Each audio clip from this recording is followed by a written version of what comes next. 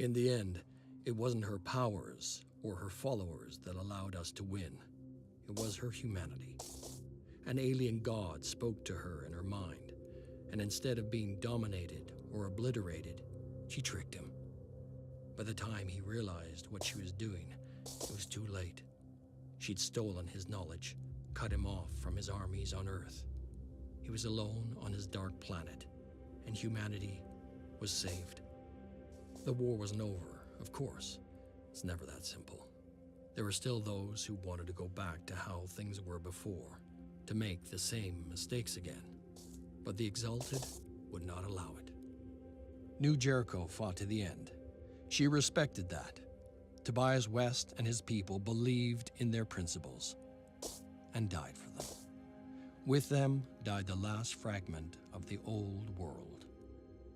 Synedrion continued to exist.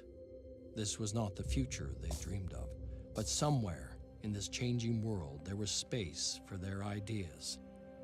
They would contribute what they could and hope that conflict could be avoided. Like everyone, they had had enough of war. Humanity began to adapt and evolve. No longer bound by the chains of an imperfect biology, human beings finally flourished. The belief in the dead god and the hierarchies of the disciples fell away. It was no longer necessary to believe in some distant deity when the Exalted walked among us. As for the Phoenix Project, we went back to the shadows for a while. We knew the war wasn't over. Up there, in celestial darkness, something ancient and powerful still hungered for our planet. But next time, we'd be ready.